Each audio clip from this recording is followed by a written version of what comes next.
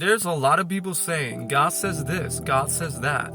Do you know what God says for sure? Love is not control. I have a biblical episode on God's love, and it's such a different definition than what the world considers love. The world believes in convenient exchanges and trying to control others to get what they want. I've seen my own mother have issues with this her whole life. For 30 years in her marriage, praying all her life so her husband would change, and trying to force him to change with insults and guilt tripping because he's not exactly what she wants him to be. It's not that she's a bad person. He has so many good qualities. But you can have many good qualities and still not know what love is. So most people would rather spend an entire life fighting and trying to control others and waiting for them to change, instead of admitting and facing the fact that they're the ones who are wrong. Because despite my father having a lot of issues as well, she was the one who insisted on waiting for him to change and trying to force him to change. Because unfortunately, sometimes people change for the worst. But trust me, the red flags are always there, and you can always choose to walk away, as bothersome as it could be, but no one's forcing you to stay. We can see people trying to control others in so many ways. In the same way, my brother tries to force my mom to live in a more lazy way, where she no longer has to do anything, just sit around and do nothing. But she's not like that. So he would get mad and yell at her to not do anything, until so many issues compounded and it broke the family. Meanwhile, I'm just like, I don't really need anyone. I'm fine by myself. So many issues in human history are because people can't be alone, and they need to attach themselves to others, their self-worth to others, their happiness to others. So they just try to control, instead of they themselves changing to learn to be happy on their own. Listen, everyone has issues, that's the truth. The Bible says we're all sinners. But control issues are especially problematic when it comes to relationships, because it showcases a lack of understanding what true love is, in a biblical sense. You see, God recognizes that if He tries to control us, that's not genuine. That would be dictatorship. So He doesn't take away our freedom. You can live however you want. But the warning is there. If you don't want to love Him back, you're doomed. Because how are you gonna save yourself from this world? By doing what you want? Yeah, how's that going for the world? Clearly, people doing what they want is not getting us anywhere. It's only creating chaos.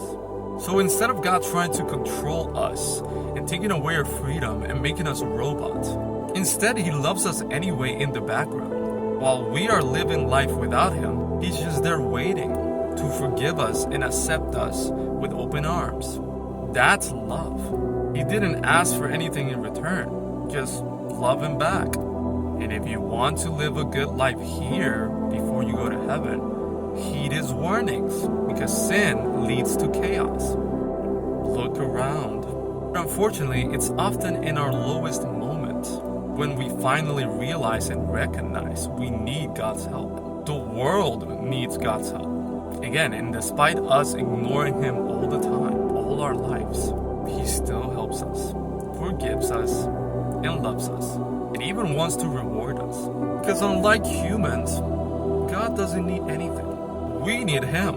So, in the same way, though life is scary when we give people freedom to do what they want, controlling others to be exactly as we want them to be, it's not love. Sure, we can guide them to a better path, a more healthy life. But without freedom, there is no true surrender. So there is no true love. Because it's something that needs to be understood. What should be the priority? We can't force anyone to understand that. So through the pain of letting people be free and God letting us be free, we understand what true love is. not control. It's the opposite. Control and discipline are different things, but the majority of humans lean way too much on control and call it discipline, instead of allowing God and asking God to protect the person in their freedom so they can come back transformed. Because trust me, we cannot control people wanting to be free, people wanting to do whatever they want. We can't. So while people say they love you, they go and cheat behind your back. Is it unfair? Yeah. But frankly, so are we with God. That's why it's better to have a divine partner who fears God. Because clearly, life without God has consequences. But without believing in God, many people don't fear them. So they take way too long to arrive, usually. But if you already fear God, if your partner already fears God, trust me, they don't want to test God and His consequences. They won't even try. And there's peace in that. And there's priority in that. And discipline. So we let people be free, and with the help of our prayers, that leads to genuine surrender and love, which is way better than forced surrender and love, which is control. I have also made mistakes with this. I'm not perfect. As much as my ex hurt me, and it felt like she didn't care how much damage she was doing, with avoidant behavior, lies, coldness, I have to accept I also insisted on trying to help her and in a way fix her.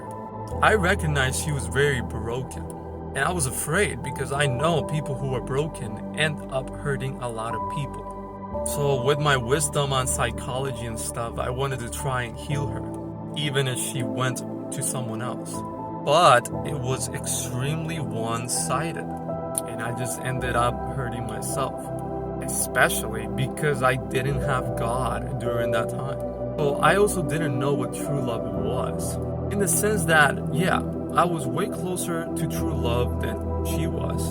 Someone that was breaking promises, ghosting, being cruel. I do believe I was being unconditional with my love. But I was missing something biblical. And it was that despite trying to help her, I was still trying to control. In the sense that I wanted the result to be fast.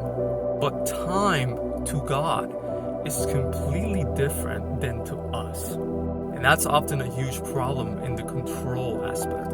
We want things to move way quicker, but God's timing is perfect. And if we don't have God, we don't understand that. She had apologized, but it was a lazy apology. She didn't really make things better. So essentially, it was an empty apology, just to liberate conscience. From a logical sense, society tells us we must have self-love, dignity, and just leave. But God tells us something different. Keep on forgiving and loving, because that's what truly heals the broken, because that's what He does for us. And unfortunately, I didn't have God, I didn't have prayer, so I was trying to fix things with worldly knowledge. And that truly will never heal a person like God can. I can't take away the past, and I wouldn't, because it leaded me to God. But I would do things differently now. Not that I did anything bad per se, but I would do them better. Especially because I no longer live to partner with other people. I live with God as my main partner. Anything else is a bonus. And I would want my partner to be like that as well. That's where many worldly relationships go wrong, even with Christians, because you can be a Christian and still not understand God's love. My family is definitely one of them. Love is not control, and humans are easily blind to how much they try to control things. We must learn to surrender, be patient, and love. The best example of this in a biblical story is the story of Joseph. Listen, God respects your freedom to find your own solution to the world. If you can find a solution, good luck. Will you surrender to God and love like He does? Or will you only love when you have control? Much love. God loves you, and I love you. Hope that helps.